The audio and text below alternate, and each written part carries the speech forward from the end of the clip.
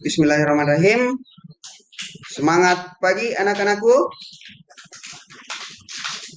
Berlibur ke Tanjung Pinang naik kapal selam, nunggunya di pinggir dermaga. Ketika ada yang mengucap salam, harap dijawab dengan lantang dan bertenaga. Assalamualaikum warahmatullahi wabarakatuh.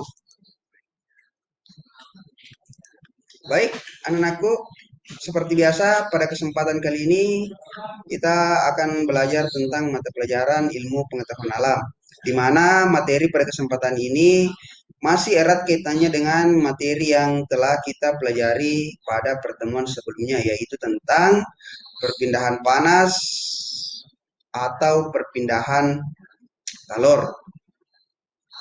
Adapun tujuan pembelajaran yang akan kita capai ada tiga. Yang pertama, anak-anakku dapat mengetahui pengertian dari perpindahan panas.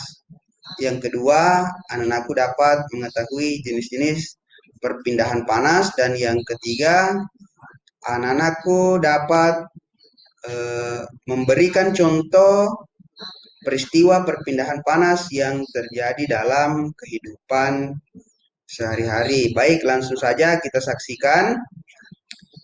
Yang pertama, apa itu perpindahan panas?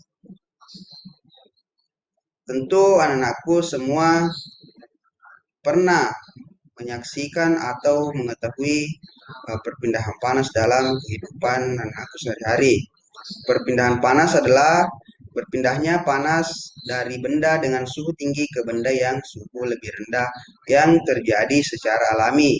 Jadi anak-anakku di sini ada dua gambar,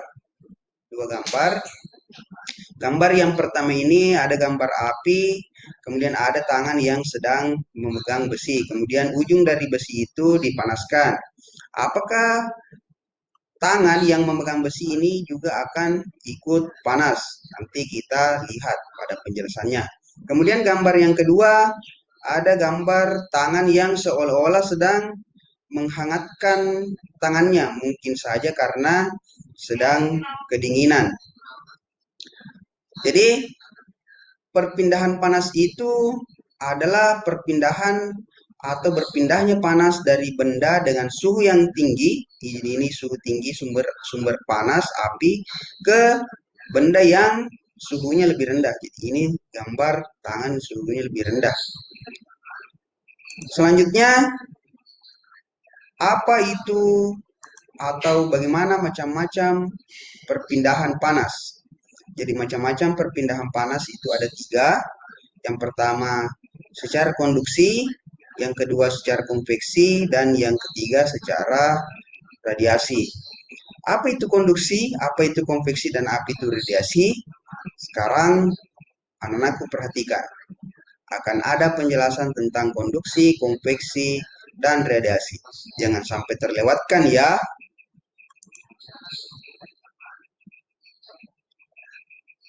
Yang pertama, konduksi. Konduksi adalah perambatan panas tanpa disertai perpindahan zat perantara. Jadi, gambar ini menunjukkan adalah perpindahan panas yang terjadi secara konduksi. Jadi, sumber panas itu adalah api, kemudian perambatannya melalui besi ini, sehingga tangan yang memegang besi tersebut itu akan ikut merasakan panas. Jadi itu adalah perpindahan panas secara konduksi. Contoh lain, sendok besi atau stainless steel akan terasa panas saat dipakai untuk mengaduk kopi panas. Kemudian contoh yang kedua itu knalpot motor menjadi panas saat mesinnya dihidupkan. Jadi itu anak-anakku tentang konduksi. Kemudian yang kedua adalah perpindahan panas secara konveksi. Bagaimana perpindahan panas secara konveksi?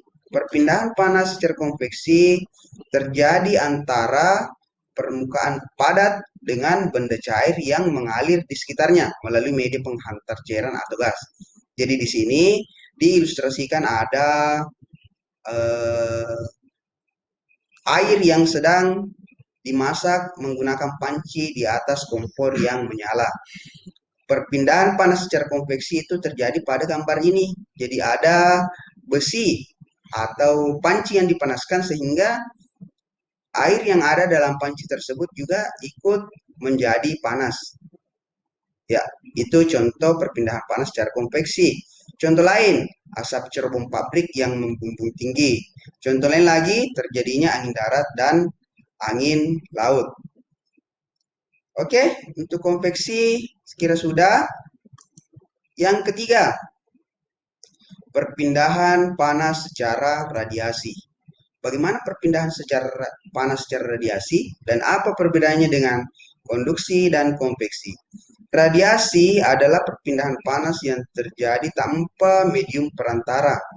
Jadi di sini ada gambar tangan yang seolah-olah sedang menghangatkan tangannya, mendekatkan tangannya ke api sehingga tangan yang ada pada gambar ini tentu akan ikut terasa panas, tidak kedinginan lagi. Contoh lain, panas matahari yang sampai ke bumi, ke tubuh kita dan bisa langsung kita rasakan tanpa adanya perantara, langsung dari matahari ke tubuh kita.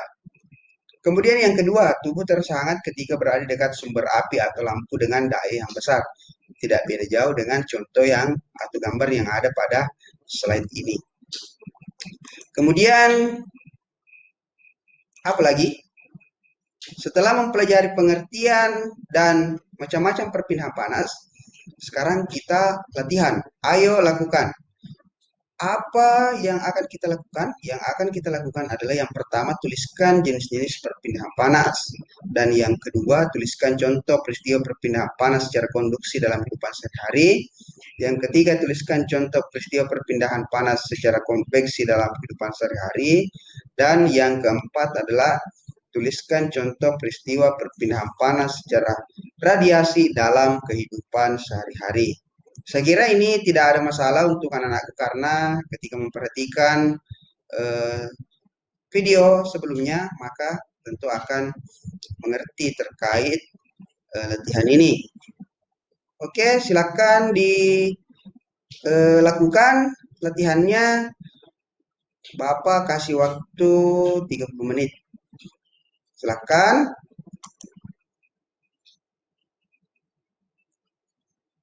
Baik anak-anakku, mungkin cukup sekian dari Bapak untuk kesempatan ini.